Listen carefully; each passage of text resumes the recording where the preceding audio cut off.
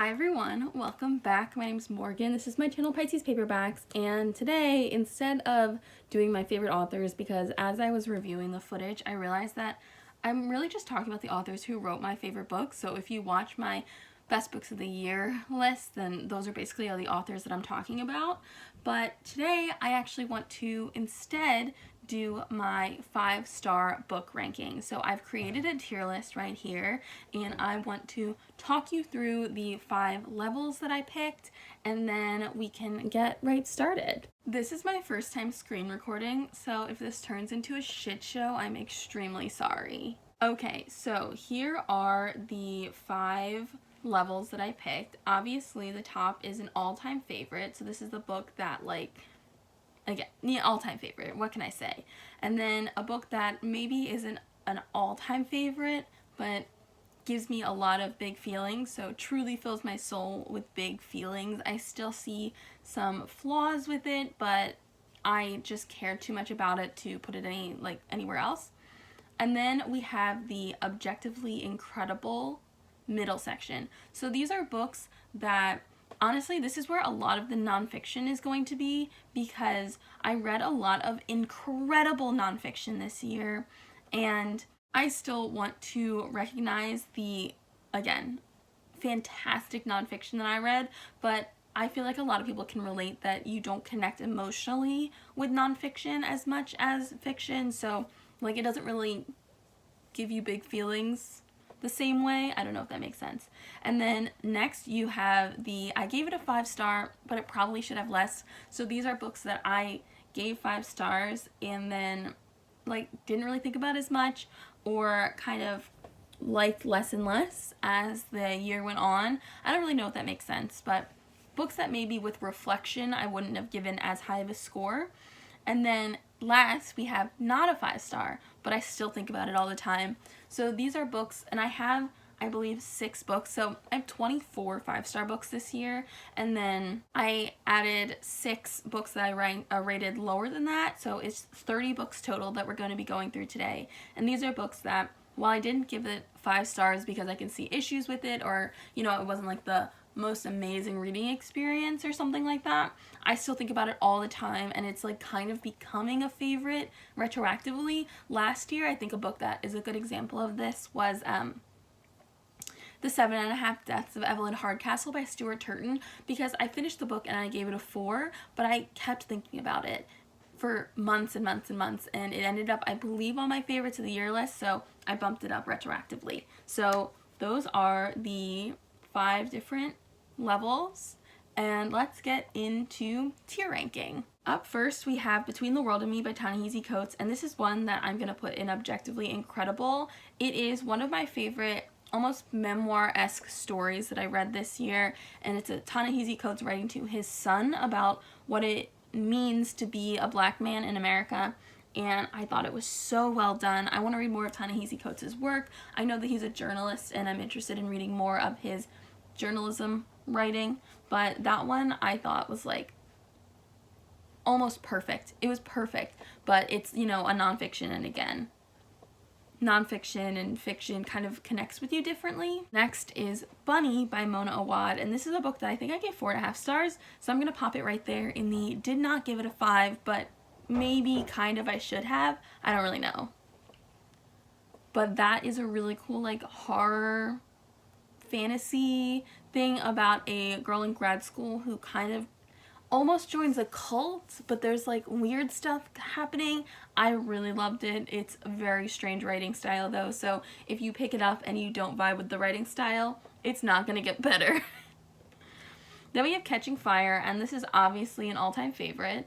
I reread that this year after reading The Hunger Games, and while The Hunger Games is fantastic, there's something about Catching Fire that really just goes there in a way that I love. And then Cemetery Boys is also an all-time favorite. Yeah, I think so. I think it's an all-time favorite YA, and I'm gonna think about it a lot. And then The House on the Cerulean Sea. This is one where shockingly, I'm gonna put it in, I gave it a 5, but it should probably have less. And here's the thing, this is, everybody's darling right now. It feels like you're wrapped in a warm hug while you're reading it. It's kind of like Pixar in book form, and it's about like a guy who works he works in kind of the bureaucracy of the Department of the Care of Magical Children, and he gets sent to check in on a very special magical orphanage, and it's about him and finding his own family and finding who he wants to be and maybe falling in love. And the problem is there's really nothing wrong with it. It is like objectively a perfect, warm, good fantasy, but I like really don't think about it that much. I just like, it was wonderful while I was reading it, and then I put it to the side and went, okay, time to move on, and I just never think about it. So that one is one that I'm probably gonna bump down, like in my own ratings. I'm still gonna leave it as a 5 on Goodreads because like, why not? It doesn't matter. So yeah, that one is there. And then Where the Crawdad Sings. So this is book where I'm gonna say objectively incredible, or maybe truly fills my soul with big feelings. I'm gonna go with truly fills my soul with big feelings, because that one, the ending, it really makes me feel something. But I think about it, and I spent most of that book you know what, no, I'm gonna move it down to, I gave it a 5, but I should probably have given it a little bit less, because like, honestly, it's like, for most of that book, I think I was pretty bored, but then the end like made me cry and reconsider the whole thing. So you know what? I'm moving it up to objectively incredible. That feels right to me.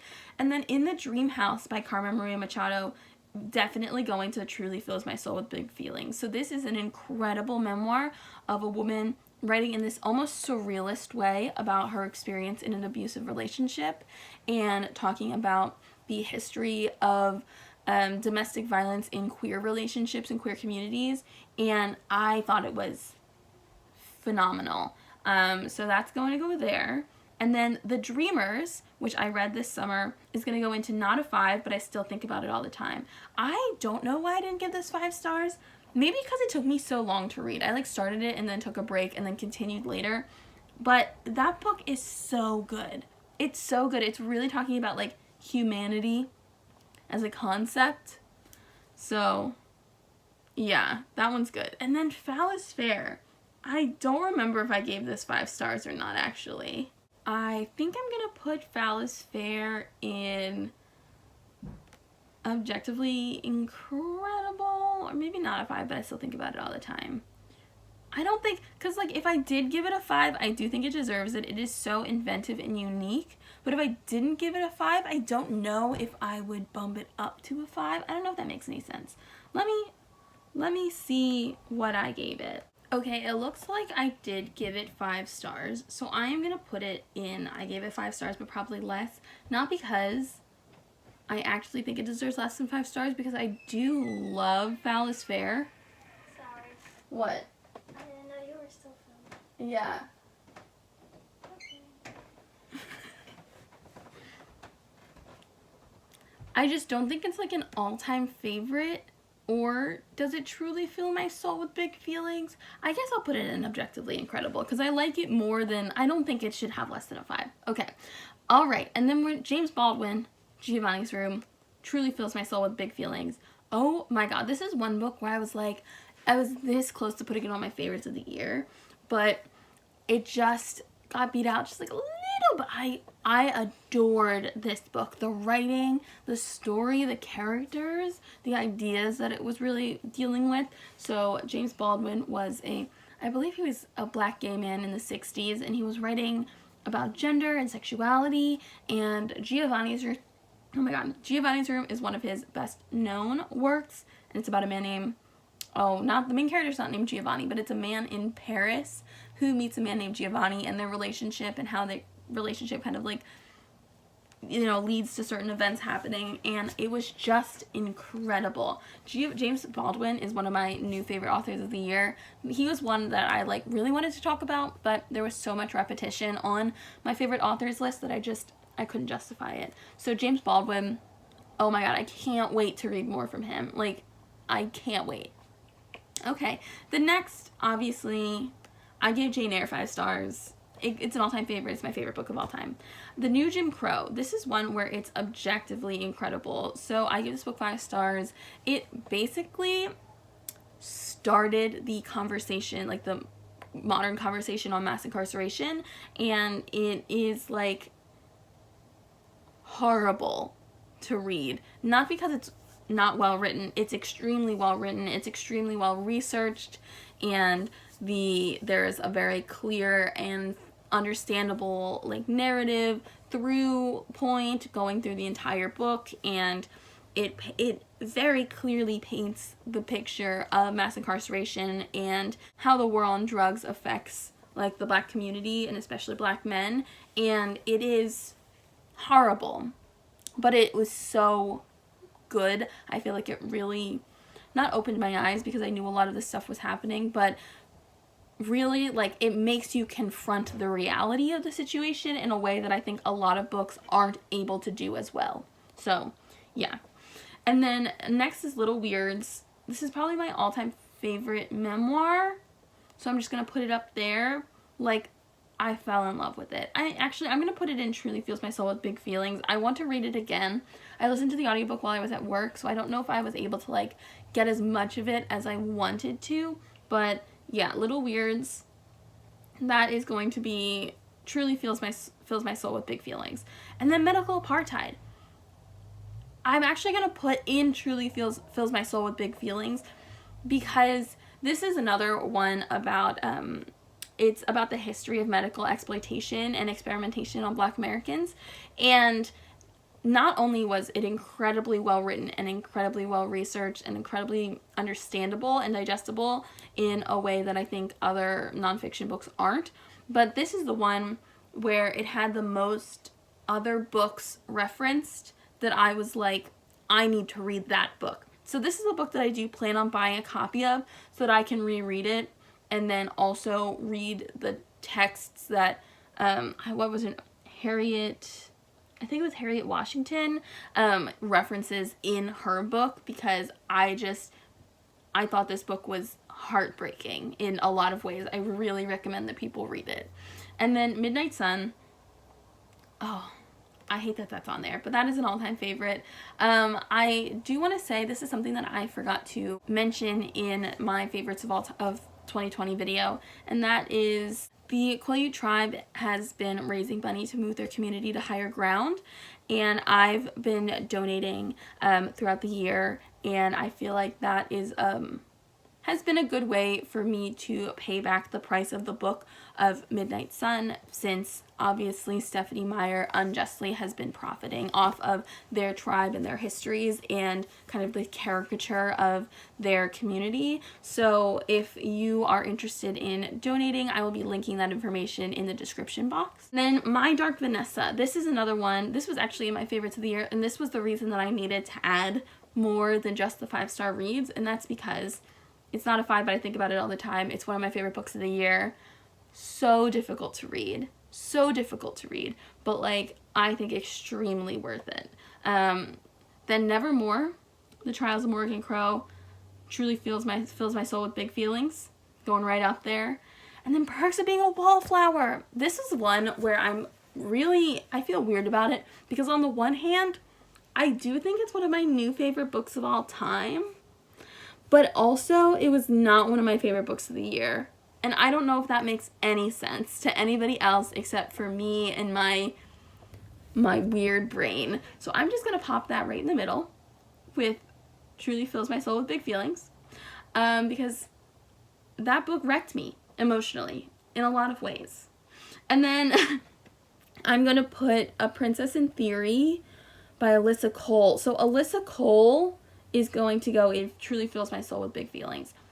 This book, this is another author that I really wanted to talk about in my favorites of the year, or my favorite authors of the year, because yes, this was one of my favorite books of the year, but also I read 2 of her other books and I really liked those too. Like, she is a new, not auto-buy, because I try not to auto-buy anything, but she is one of my new favorite authors. I really expect what she does for the genre and like on social media, and I love her books. They're so good. They make me interested in contemporary romance again.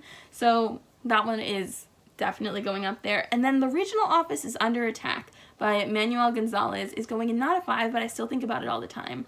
This is like the weirdest, like, meta sci-fi superhero book that I've ever read. It's like, instead of talking about the history of the regional office and all of the cool lady fighters that it trained to save the world from like galactic threats, which it has done in the book. They said like there's a million different portals and blah blah blah that they've saved the world from. This book actually just takes place the day that the regional office finally crumbles through an attack, and like the perspectives are, there's 2 perspectives, but also there's like an omniscient narrator where there are sections that are written in the style of an academic essay tracking the history of the regional office, but the 2 perspectives are someone who works for the regional office and someone who was recruited by the people who are taking down the regional office, so you see both sides of it, and it was so weird, but I liked it so much, so that is there. And then Running Hot by Jane Ann Krentz. This is one of my favorite romances by Jane Ann Krentz. I don't know if it's like actually one of my favorites, but it's one that I really like, and I have liked it for many years, so I'm just going to put that up there. And I read that in my romance takeover readathon vlogs earlier this year, or earlier in December. And then, oh gosh, okay, Red, White, and Royal Blue. I think I want to put in all-time favorite, but I'm not sure. Yeah, I'm just going to leave that there. I feel like that's a lot of people's all-time favorites, so that's fine. Oh, okay. Sinful Empire, Meghan March, is going in. I gave it a 5, but I probably should have given it less. And that's because Sinful Empire is the 3rd book in a romance trilogy that I read in January. And I think I gave this book a 5 because it's the final book in that trilogy. And for sure, this trilogy is greater than the sum of its parts. So it's about a woman whose fiance borrows money from a mob boss. And when he disappears, she is left to repay the debts. So she kind of becomes a sexual slave. It's kind of like a dark romance. And the first book, I think I gave the first 2 4 stars and the third one 5 stars. I think I should have given this one 4 stars as well, because I think as an individual book, it is not a 5-star book, but I think the arc of the entire trilogy, which you can just marathon and read as like a really long book, which is what I did, is, at least to me, it was a 5-star story. I loved it. So yeah, that one I probably shouldn't have given a 5, but yeah.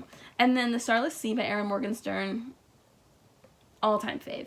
All-time favorite. That is probably my 2nd favorite book of all time, I think. I need to reread it, but I feel it in my soul. All right, and then Julia Quinn, The Sum of All Kisses. This one I'm actually... So the other 2 books I gave it a 5, but I probably should have given it less, are ones where I'm like, yeah, I don't think I should have given it a 5.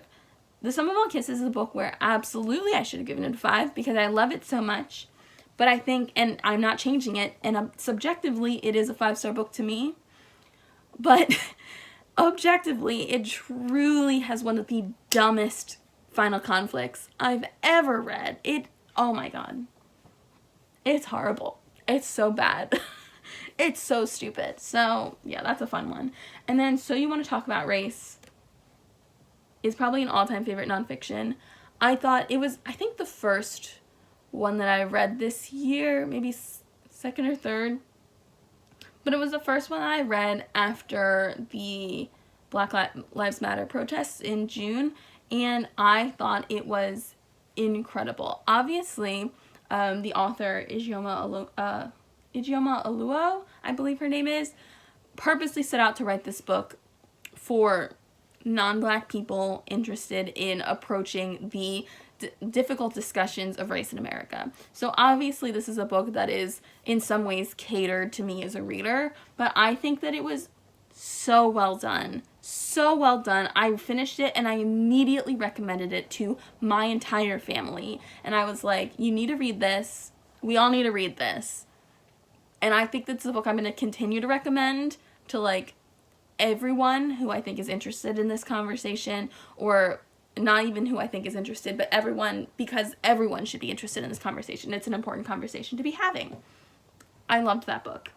And then The Collective Schizophrenias by Esme Weijun Wang I read in February, and it's not a 5-star, but I think about it all the time. It is this incredible essay collection by a woman with schizoaffective disorder, and it is partially personal essays, but the thing is, it really skirts the line between personal memoir-esque essays and almost academic essays about her own experiences, because when I bought the book, it was not in memoirs or autobiographies or anything like that.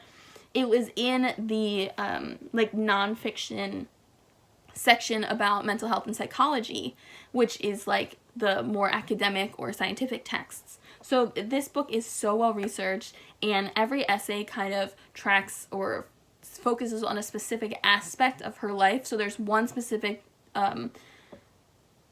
essay about children and motherhood, but then there's another one about art and her relationship to art, and there's another one about just like so many different topics, and it was incredible and I loved it.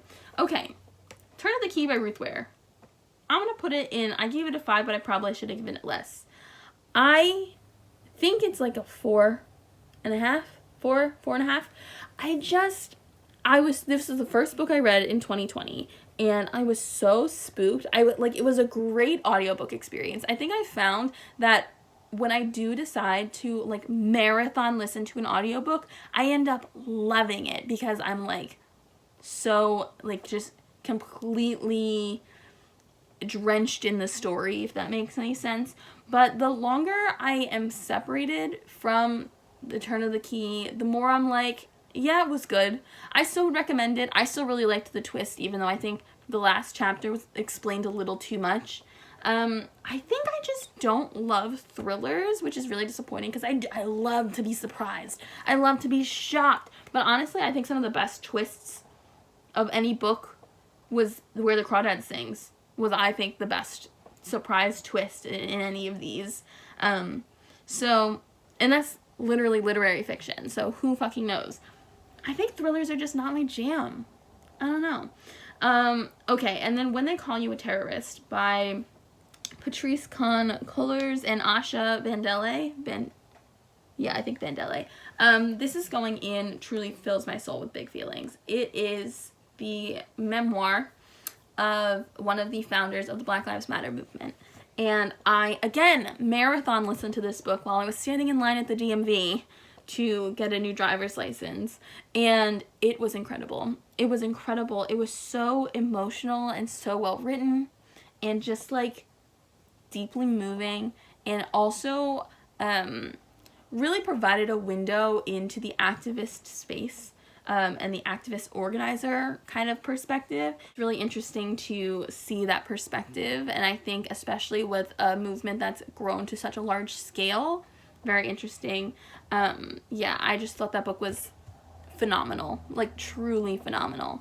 And then I kind of hate to end on a bad, like a low note, but this is With the Fire on High by Elizabeth Acevedo, and I gave it a 5, but I feel like I should have given it less because in the moment, I loved it, but the further and further I get away from the book, the more I'm like, it was a good contemporary. Like, I don't really care about the food aspects. I think it was beautifully written, but I think that it was like a really good book. I don't know if I should have given it a 5 because I don't think it's becoming a favorite in any way. I kind of feel bad because I read 2 Elizabeth Acevedo books this year, and I really loved With the Fire on High, but I didn't really love Clap When You Land, and I feel bad because I want another Poet X situation, but obviously books can't all be the same. Like, they obviously have to be different every time. So I'm just gonna put that right there. I'm gonna keep it as a 5-star because I do think it deserves it. Like, it's objectively, I think it's such a good book, kind of in the way of The House in the Cerulean Sea, but it's one of those books where I finished it and I was like 5 stars, and I put it down and I was like, time to move on, and I just don't think about it, if that makes sense. So those are the 30 books that I wanted to talk about. I feel like this is a good kind of view of a lot more books that I wanted to boost this year than what I could manage to do in my top 10, because the top 10 is very limiting. So specific books that I want to shout out that I wasn't able to put in my top 10 of the year: In the Dream House by Carmen Maria Machado, Giovanni's Room by James Baldwin, Medical Apartheid by Harriet Washington, Phallus Fair by Hannah Capin, The Dreamers by Karen Thompson Walker, Bunny by Mona Awad, So You Want to Talk About Race by Ijeoma Oluo, and like, yeah. So those are all the ones that I really wanted to mention and boost, and also just show kind of maybe a little bit more, help you understand how my brain processes. You know what, I'm surprised there's not more nonfiction in this objectively incredible section. So I guess I liked nonfiction more than I thought this year. That's pretty good. I hope you enjoyed this video. Let me know any of your thoughts on my rankings, how you would have ranked some of the books, stuff like that. And I will see you guys next time. Bye!